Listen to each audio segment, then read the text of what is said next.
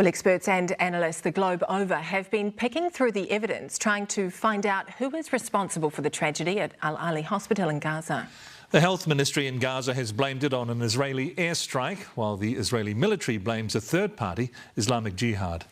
It's not yet possible to be definitive, but here is the information that has been uncovered so far. Listen for the whistling sound.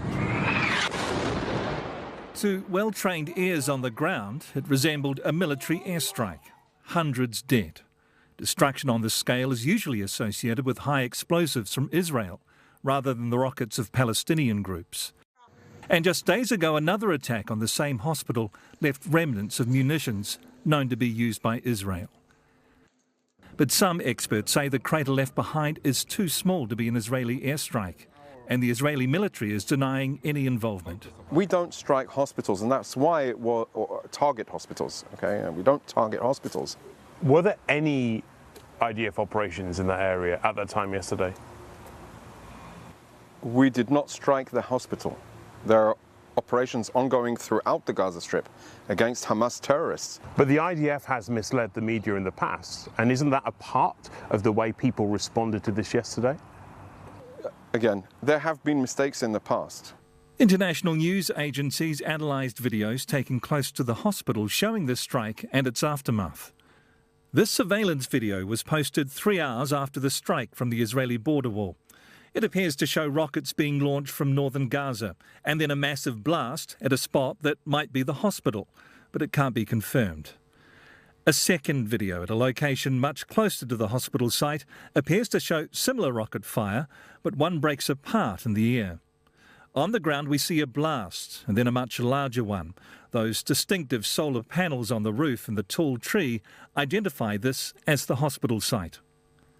But moments after the attack, one Israeli soldier claimed Israel was responsible. He posted on social media that the Israeli Air Force struck a terrorist base inside a hospital in Gaza.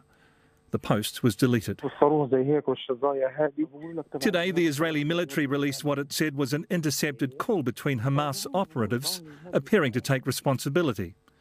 Is it from us, one asks. The other replies, it looks like it.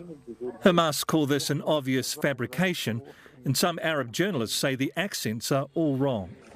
Most analysts now believe that this was caused by a rocket launched from the ground. President Biden appears to be convinced of that too.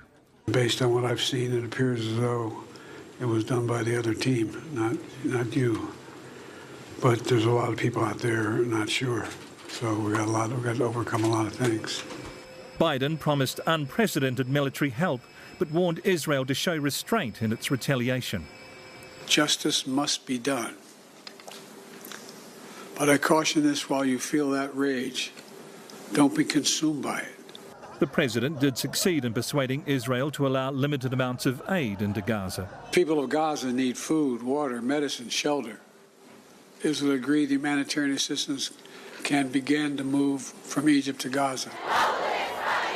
But that's unlikely to temper the anger in neighbouring Arab states. It was the first visit to an Israel at war by a serving US president. It remains a war with no obvious endpoint in sight. In Auckland, a vigil to mark the deaths from this war saw two communities join together in solidarity. Palestinians were joined by a group of activists from the Jewish community calling for a ceasefire. Speaking to Newshub, they said that beyond the politics, there is always room for connection. So much of us just want to live our lives, live freely, live together. And there's so much more that brings us together than is keeping us apart.